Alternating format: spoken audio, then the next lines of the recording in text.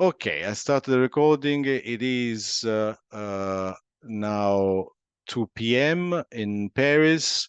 And since all good things come in threes, this is the third webinar that we are hosting to prepare the discussion in Jakarta. We're very happy because we are with one of our key partners, that is JA, the Junior Achievement Group or Network. This will be, as usual, the EECOLE webinar, about 45 minutes. Please keep your mic on mute. And we are very happy to welcome Emmeline Green, that is Director of Learning Design in JA Worldwide, and Alison Gotch-Walton, which is Senior Manager also at JI Worldwide. We know that Kilkenny might have some problems with connecting from Azerbaijan, but we have enough from JA to have plenty of responses. I would like to give now the floor to Giulia Aimone Marsan from ERIA, that is our partner in the organization of the third EECOLE Roundtable in Jakarta. Thank you very much. Thanks a lot, Raffaele. Welcome back. It's great to see everybody here. And it's also great for me to reconnect with Junior Achievement. I actually joined a big meeting in Bulgaria before the pandemic, so it's great now to reconnect with the GA colleagues here. I think the first question would be for Emmeline. Please, can you introduce JA to us, your networks, but also your efforts and activities related to entrepreneurship, and more recently, digital skills and skills for the AI revolution? Over to you. Amazing. Thank you all so much. Pleasure to meet everybody. So JA, we've been around for over 100 years. We began in the United States with a mission to inspire and prepare young people for success.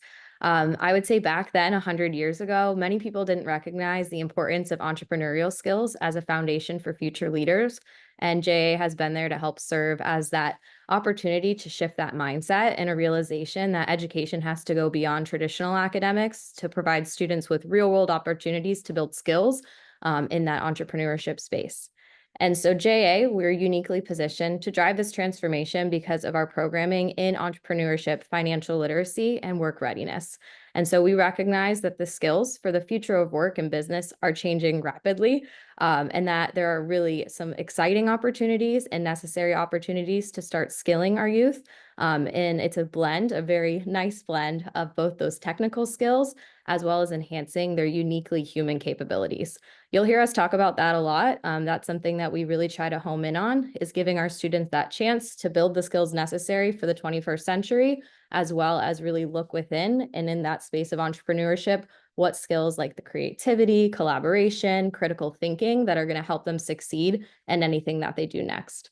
So today, JA has grown into one of the world's largest youth-serving NGOs, reaching millions of students in over 100 countries. We're really excited because we also have some of our local members here on the call as well. And so one of our current focuses is on that intersection of AI literacy and digital skills, specifically into our entrepreneurship programs, to, again, help our students prepare for the evolving workforce. And so what we found is really this nice blend of three core areas that we bring into JA. And so we'll focus that around three main things. So self-efficacy, specifically their belief in being able to do the different skills, but also around AI, empowering them, teaching them, helping them learn about AI literacy and interacting with those tools so that they feel comfortable using them, and not just comfortable using them, but also really pushing themselves to use it in innovative and creative ways. We are also grounded in a really hands-on project-based learning. And today we're going to lean into what that looks like in an AI space and how that really leans itself nicely to that intersection of AI and entrepreneurship education, and looking at entrepreneurship really as a tool. It's a skill set and a mindset that we're building within our students to drive that innovation. And so some of the main efforts that we have around that is one of our flagship programs, which is our JA Company program. And so with that, students from the beginning start off with an idea, and they take it all the way through to launching the business, running the business, and by the end of that experience, closing that business. And so those skills, again, within entrepreneurship are always going to be so incredibly important, but then it becomes the question of how do we then add in the opportunity for digital skilling and AI literacy. And so what we have found is that it's not just about working with the AI tools or digital tools, but you'll hear us also mention that importance of AI literacy. So the safe, ethical ways to do that, the ways to use it as a thought partner, not a replacement for any of those steps in the entrepreneurial journey. And so again, finding that nice balance between the technical skills and the entrepreneurship skills. And so one way that we're able to assess those competencies is through a program, a certificate program called the Entrepreneurial Skills Pass, or ESP, as it's known around our network. We have lots of acronyms. And so ESP, as students go through an entrepreneurship program, usually it is our JA company program, or sometimes called startup for our university students, they get the opportunity to sit for this exam that's measuring those entrepreneurial competencies. And now we're also adding an AI layer to that. So in addition to that foundational skills in entrepreneurship, students have the opportunity after going through a program that integrates AI to also assess their AI capabilities. So you'll see students in the near future at JA being able to walk away with a certificate of ESP within the domain of an area like AI. And we also know it's important to add other skills to that as well. And so in addition to the AI piece, we're adding in things like sustainability pathways, adding in things like project management pathways. So again, preparing our students to think about AI, not just in AI in general, but in different lenses as well. And so on that note, I think when I think about AI, it can be a little nerve-wracking. It's new for all of us in ways that we can incorporate it into our learning experiences, but we really think there's no better way to start that journey than an entrepreneurship education. So when we're leaning into the competencies of an entrepreneur, what they already have, what we're helping them enhance, one of the key characteristics is the willingness to try new things. And I think that's what makes it incredibly exciting to bring AI into the entrepreneurship space, because future entrepreneurs and change makers are constantly being presented with new ideas, new tasks, and so they are going to be the innovators of that AI. So as AI continue to evolve, it's really important that our entrepreneurship education and all education is integrating those opportunities for our students to be innovators, to begin thinking about ways that they can use AI responsibly, but also to be the future change makers of how AI is used. I had a question when I was talking to future educators about what about the scary parts of AI. You know, they mentioned some movies that they've seen where they're like, you know, the Terminator and things like this, and what's that going to look like? And I said, you know, we always have to acknowledge the risks, but I also think thinking about the excitement of the opportunities of how AI can be truly used for good, because it is the way that if we present it in that way and we frame it in that way and we help them think about that, then that is how they can innovate it and be the future generation that uses AI in really exciting ways to not only enhance their uniquely human capabilities, but also to help others do that. One example we have of this within our organization is our global AI lead. And so he worked with a company where they actually integrated AI to help those that were seeing impaired to be able to do things in real time through the help of an AI agent. And I think that is so exciting, again, to think of the exciting ways that AI can be used. And that is what we're encouraging our youth to do. And so one of our regional efforts around that with our JA company program is where we're teaching students, again, kind of break this down a little further, AI literacy versus interacting with AI tools. And so what we've seen is that it's not necessarily saying a student has to build an AI business, but we're giving them opportunities to think about how they could also use AI within their business so that they're learning those skills and then being able to apply it into the future of work, whether that's continuing to have their own company or being an entrepreneur within that workspace. And so just a couple of more notes around that to share. Again, we look at AI as a partner, not a replacement. And so when we're thinking about building those entrepreneurial competencies within our students, we think it's really important to look at it in a way of not just, I know I'm a former English teacher, and a lot of teachers are afraid because students are taking prompts and putting them into a ChatGPT, for example, right? They're getting this essay and that's what they're handing in. That will always now be something that students could do. However, with AI literacy, teaching them first the responsible ways to use it, how could we maybe say, all right, let's get started with a prompt where we want to come up with 5 ways that you're going to connect this to your personal life. So first, I want you to take this prompt. I want you to have 5 ways to connect it before you go to that AI tool to use it. And the truth is, I think it's just like having cell phones. I never personally grew up with any digital skilling around how to use tools like that effectively. We are in this really unique space to be able to frame and show our students how we want to use AI effectively, while also empowering them to think about it innovatively. And so as we think about this question of AI, in entrepreneurship education, we're already seeing some really exciting ways through our hands-on learning approach to be able to do that. And again, using AI as a thought partner, not a replacement, and helping them dig deeper into those uniquely human capabilities instead of replacing it. And so I think it's also really key to identify where you would want to see your students using AI, not just AI throughout necessarily the whole journey. If we're looking, for example, at 12, 13 years old for some of our programs, students are using that. We want to be really structured in the approach. And so for us, it's finding that nice balance between the AI literacy and the opportunity to interact with those AI tools in a safe and responsible way, and really providing a framework around that. And we believe entrepreneurship education is such an exciting avenue to do that because it is based in project-based learning. Again, the fear of failure, building that entrepreneurial mindset. And we see AI, especially generative AI, as a nice way to bring the next level of entrepreneurship competencies and use it to enhance our uniquely human capabilities, not to replace them. And so that is our first take. And again, it's constantly evolving. So I think we're all in this space of learning from each other, which is a really exciting place to be. Thank you very much, Emily. This is extremely exciting and complete as an introduction. My question is now for Alison.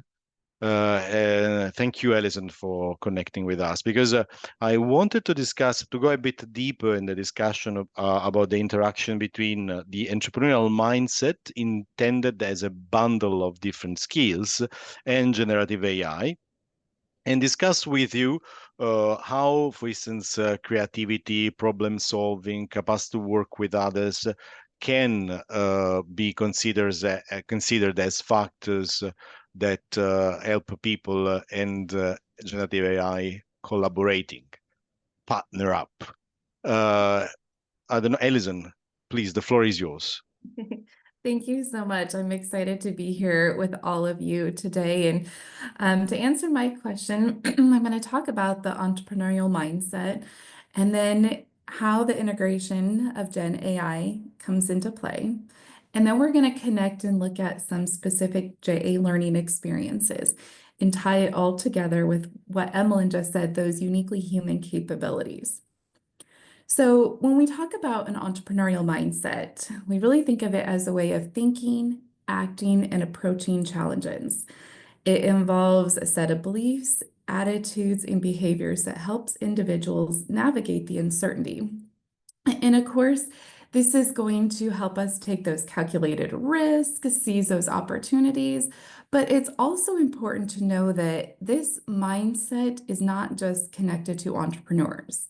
It can really be connected to several different people in several different avenues in many different business capacities. So now that if we look at generative AI, such as tools like ChatGPT, we know that these types of technologies provide a wide range of capabilities, such as generating ideas, analyzing data, and assisting with some of the entry-level decision-making processes. Now, when we connect the mindset to Gen AI, this really proposes an opportunity for excitement, just like what Emmeline was leaning into. But I think it also provides an opportunity of transformation. But it's really important to remember that generative AI is going to enhance these skills.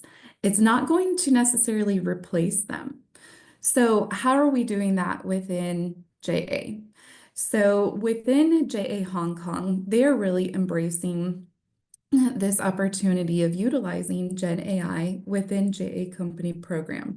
And you heard Emmeline just a second ago give you an overview over JA Company program. It is our flagship entrepreneurship learning experience. So what this team in Hong Kong has done is they've provided their students an opportunity to embrace this technology within their business development process. So the students are thinking creatively. They are using the help of mentors and using Gen AI to process their business development plans. And by embracing this technology, not only are they learning how to do it, but it's also setting them up to succeed in a digital world. So thinking just even outside of the scope of just their JA Company program experience. And then JA Europe has developed AI Entre for Youth. And what this particular learning experience is, it integrates AI into its entrepreneurship education.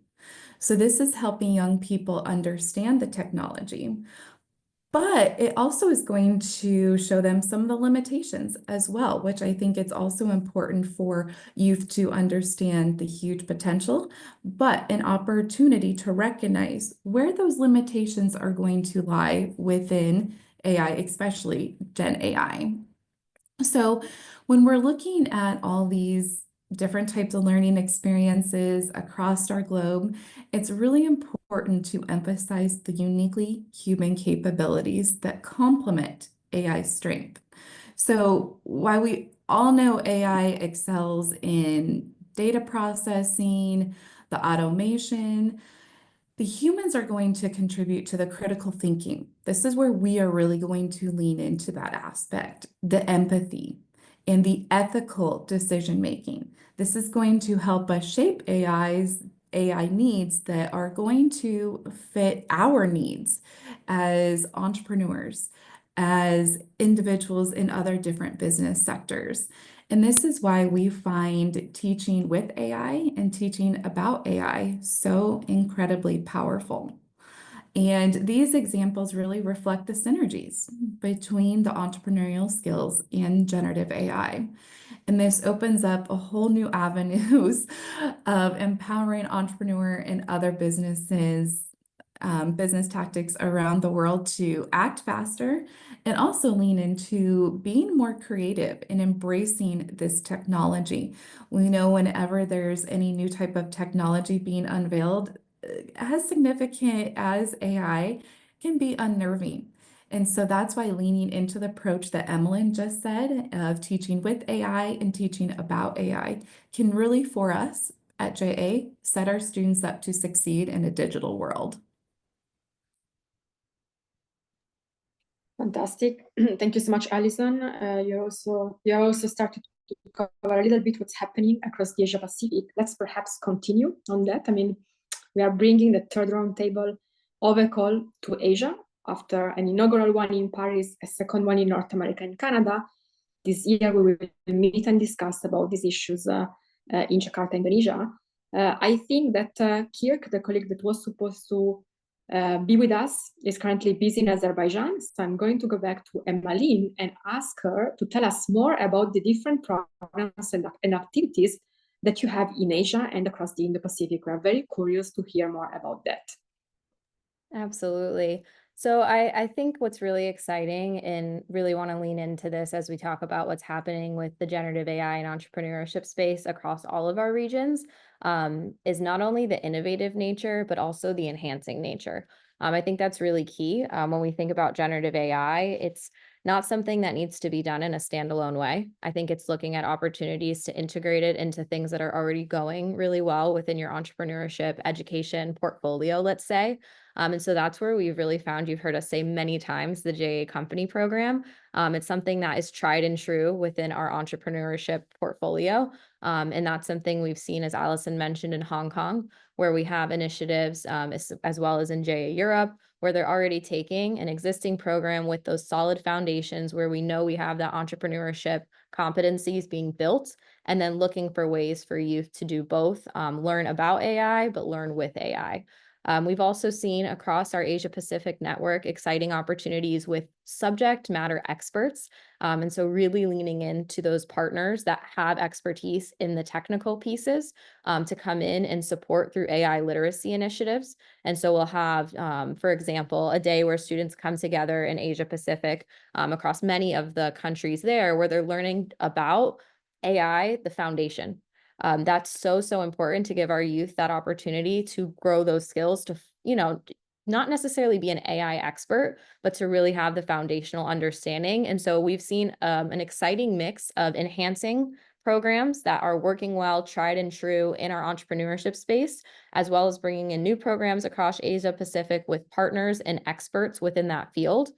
Something that's been really unique is our train the trainer model. And so we'll have opportunities for technical partners to come in, train the JA staff, train the JA educators, and empower them to then enhance their programming, to add it to really anything that's happening. So looking at entrepreneurship as this opportunity to bring in AI literacy, again, in a way that's framed that I think makes it very hands-on, very practical, and allowing our students to think about ways that they can use it within their own ventures, their future of work, and even in their personal lives. And so what's been interesting in that regard is kind of leaning into the policy piece around that, because AI is so new. And it's especially across Asia Pacific, Perk would describe it as a crossroads when it comes to integrating policy around AI. And so we've had many longstanding partnerships in local levels as well as regional levels with groups like the Ministries of Education. And so I think it's leaning into, again, where have we been successful? Where have we driven partnerships around entrepreneurship? So for example, in the Philippines, they've been able to bring in the Entrepreneurial Skills Pass with a really strong partnership with the Ministry of Education there. And so being able to see, okay, this is already happening, this is going really well. What would be the next level of bringing in the new, right? So we talked about ESP, we're adding in an AI track. So if we already see this is tried and true, maybe there are small steps that you can take to start showcasing where the AI is being added to warm up the groups, because there is so much unknown that many governments are still trying to figure out around their own policies. And so I think if you have those opportunities to showcase impact with things that have already been going really well, or even new things, but you can really bring the impact stories as well, that's really important, and a strategy that they're taking across Asia Pacific. Another example is that they've already had really strong connections with financial literacy education, another one of our pillars. And so they actually work in many of the locations there closely with the governments to help craft their vision and policy around financial literacy adoption, and showing what that's looked like across other global people within our network. And so I think too, if you can lean into, again, where have things been going really well, and then how can you enhance it through some of that AI education? And that's really where organizations like JA have a role to play. We sit at a really unique spot where we're at the intersection of education and entrepreneurship. So we're able to drive our own initiatives when it comes to bringing AI into learning experiences. And so AI adoption within companies, whether it's focused on agriculture, food production, maybe it's, energy systems and smart cities, we can show how that change is starting to happen through the incorporation of that. And so partnering also, again, with those industry experts to create or fund learning programs that introduce those skillings around AI is where we can really start to promote that agenda. So I think starting where you are, even if that means starting small, getting opportunities to showcase impact, because the truth is it's been about 2 years now since the really boom around generative AI, but we're still so early on and what that's going to look like. And so I think showing early positive results, also ways that we have addressed things that have emerged through that maybe weren't so positive, right? Because it's not going to only be the positives, but showcasing ways that we have been trying to work. Maybe it is by adding more AI literacy to help with ethical decision-making and things like that. So one of the hallmarks of JA in Asia Pacific, as well as across our whole global network, is the influence and scale. So working really closely with education policymakers, with partners is key. And then while we might not be able to always drive that change early on or immediately, again, these are the stepping stones and enablers that really will support what will happen next. So leaning into pilots, I think looking at the individual, then the institution to truly impact the larger community is going to be really key there, and thinking about what stakeholders need to be brought in early on in those conversations as well to even help drive what some of that can look like. Because with anything with policy, I think it's so important to make sure all of our stakeholders have a voice where it's possible, and really using that and learning from them what they're looking for and how we can drive that within our learning experiences is key. And one, if it's okay, I would love, we have some of our representatives from our JA Europe ROC as well as representatives from our Asia Pacific ROC.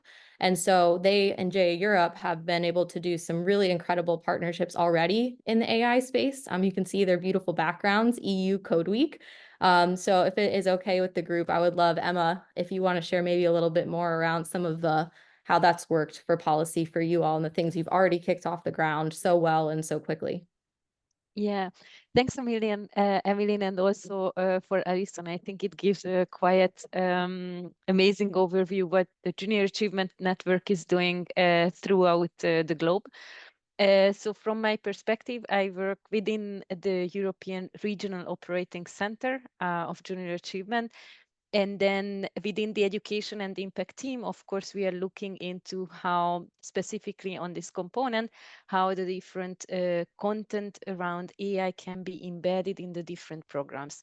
And here it's also, we are talking about not only on creating AI tools, so one which was specifically mentioned by Emmeline, the AI in entrepreneurship education, which is actually an Erasmus Plus grant, which we received from the European Commission, to focus on content development, because the core element of junior achievement programs are actually teaching young people learning by doing. So how better we can actually teach about AI rather than encouraging them to create their own AI tools. And of course, AI is a huge and giant field, and we were more focusing here on generative AI, but this education component is actually focusing on computer vision. But within this program, we are also focusing on AI ethics, as well as the different data privacy around AI, how to use AI in a responsible way. And that also something which breaks down the content to different lengths of learning experiences.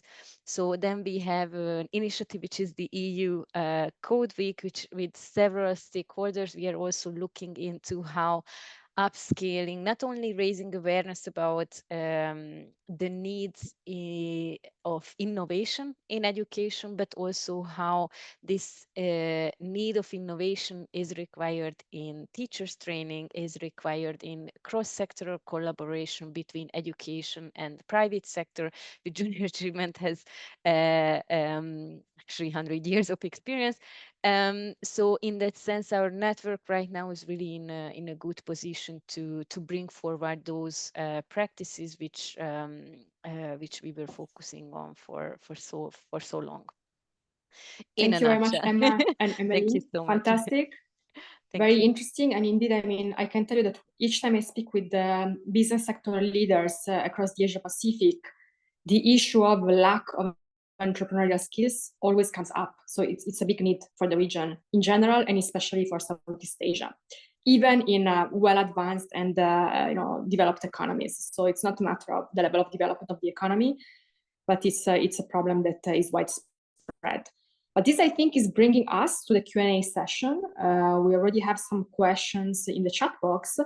But before that, I would like to give the floor to Nicolas Badret, who is going to introduce the Q&A session for us with some additional remarks. Over to you, Nicolas.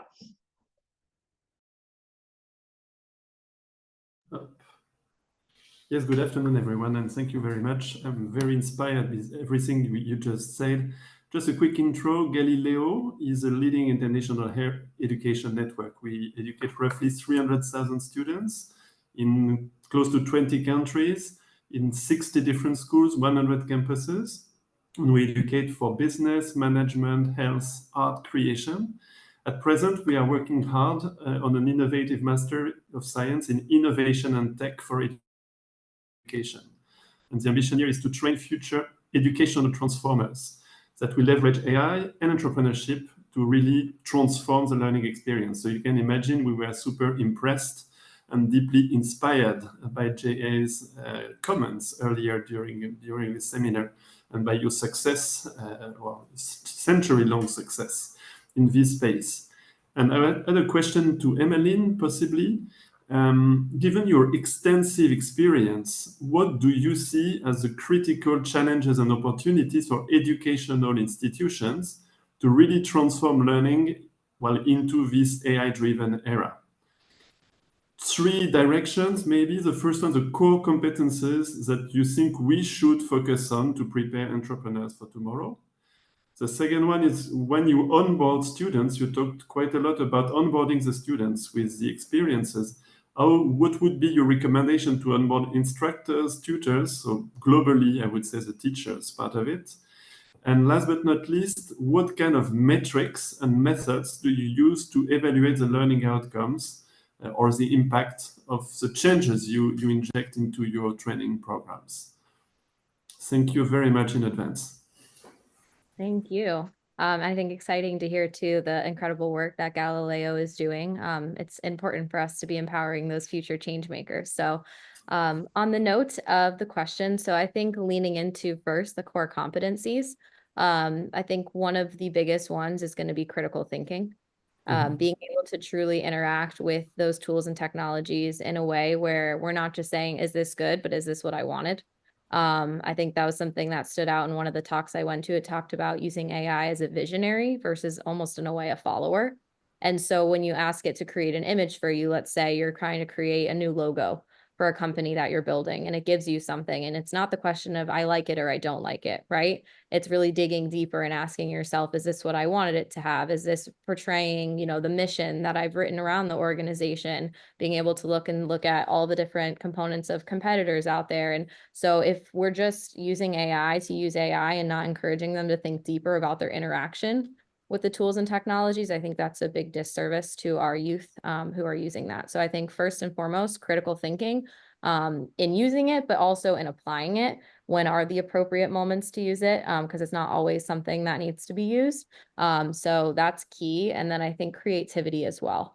Right now, yes, AI is creating new things, but it's creating it based off of human creativity, right? And so what are ways that we can continue to think more creatively around how to use it? So I feel like 2 of the biggest competencies that really lean into well is in entrepreneurship to enhance our entrepreneurial skills would be the critical thinking and the creativity. And then when it comes to our uniquely human skills, I also think the importance of collaboration. We've seen some really cool partners using AI for peacemaking. And so helping students actually walk through conflict in their day-to-day lives, but as well as in businesses.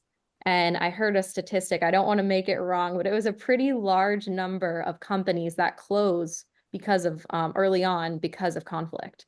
And so if we can use AI in a way to help enhance things like collaboration, and enhance our entrepreneurial competencies, I think it will drive forward more innovation, more businesses that will open as well. So when it comes to those competencies with students, I think they're equally important with our educators. As a former classroom teacher, I remember in the United States when the pandemic hit, everything closed down and technology was the necessity, right? But unfortunately, at that time, not all the teachers were trained yet in how to use a lot of those digital skills. And so I know that there was a very large gap that has already now in the last couple of years because of the pandemic been almost forced in a way to help bring digital literacy skills to educators, but not AI literacy skills. And so I think it's really scary to think about how do I use this if my students know more than me, right? And so I think it's making sure, again, how can we partner with experts? You do not need to be an AI, machine learning expert to use AI and to help your students use it. But you need to be informed of, I think, those foundations around it.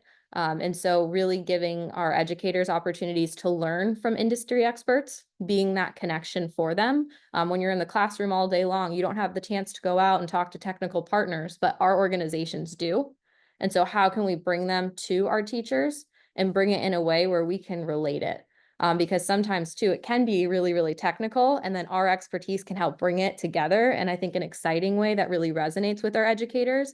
And if we can show our educators twofold, I think how they can use it in their own classrooms, but then also how they can use it with students, you're going to get buy-in, right? So thinking about the stakeholders and the ways that you want, what are they looking for? How can it make their lives easier? Then they're going to be more excited about it. And I think also more open to using it in their classrooms. So I think it's kind of a two-prong approach there. And then finally, when it comes to KPIs, I think we're still looking at what's really important to measure. Two big things for us is actually we're doing a study right now with JA that'll kick off in the spring, looking at self-efficacy in using AI. So their confidence around using it and feeling like it can enhance their uniquely human capabilities, or is it feeling like it's taking away from that? And also, how are they using it in a way that can enhance their critical thinking? So those are two big areas that we really lean into. And I know, for example, with, again, JA Europe, they had some incredible showcases of the companies that students created. And so how powerful is it to be able to take those examples, both the quantitative and the qualitative, to policymakers, to those people who are making big decisions, and showing them the ways that it can be used for good.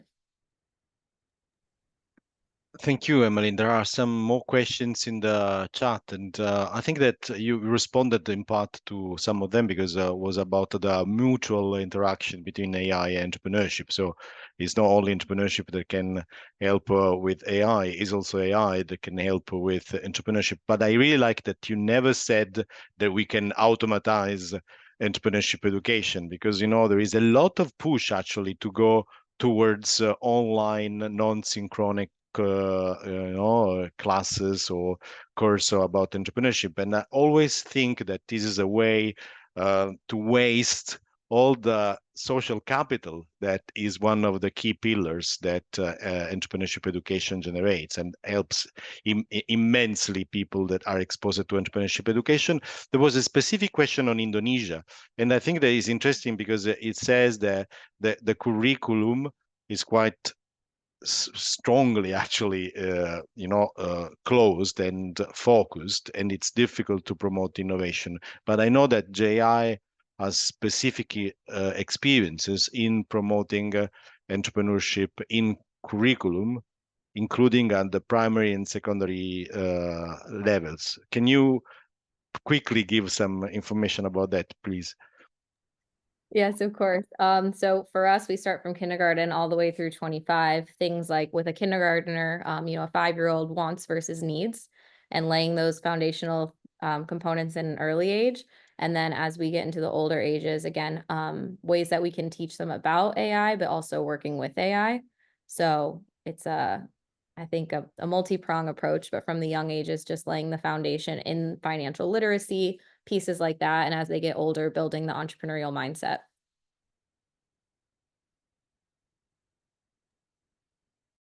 So there is a last question there about the K-12 education and the involvement of K-12 of JA. If you want to expand a bit on that, and I think this was the last question, then we can move to conclusions. Sure. So I can kick it off, and Allison is our learning experience expert in a lot of things.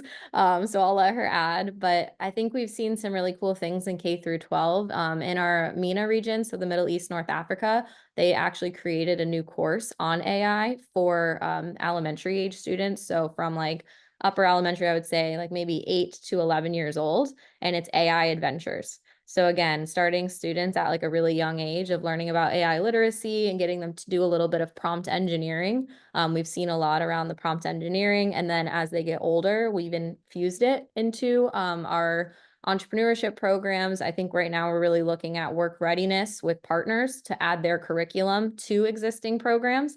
And I think in the financial literacy space, that's something still new for us that we're exploring. But Allison, do you want to add anything more to that? No, you covered it great, Emmeline. Thank you. Thank you. There is a last question from Julia. Do you want to ask the question? Perhaps? No, go ahead. Okay, thank you. Because it's how can an beginner use AI if doesn't know how to go about establishing a startup, there must be a business idea before starting up. What can make this person sure about what she is receiving as an advice? There might be a loose. Yes, this is always about the relationship between AI, entrepreneurship, education, and applications.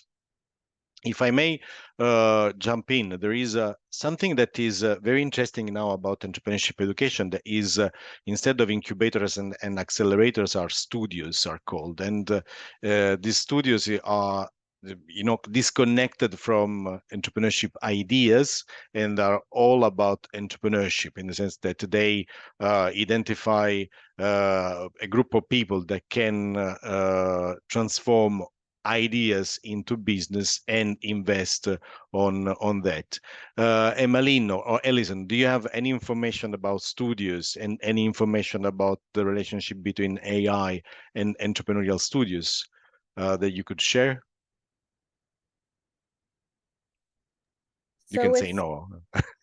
Studios, no, but we've just really tried to lay a foundation at the beginning, almost before they move into like the ideation phase, about AI literacy and about some of the tools and technology. So that way it's not like they're learning about ideation and AI at the same time together.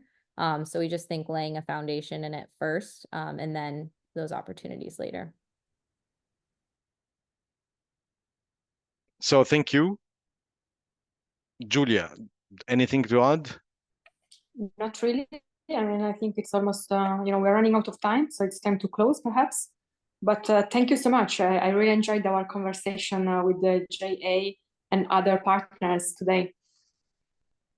Likewise, this was the last of the 3 webinars that we organized to pave the way to the discussion in Jakarta. So we look forward to meeting those of you that will come to Jakarta and to connect with the others. This is not the end. It's not even the beginning of the end, but perhaps the end of the beginning. So I will, we will continue discussing after Jakarta at this point. Thank you very much, and have a good Monday afternoon. Thank you. Thank you. Bye-bye. Thank you all. Bye. Thank you. Bye-bye. Ciao, Bye. Bye, Alison. Thank you very much.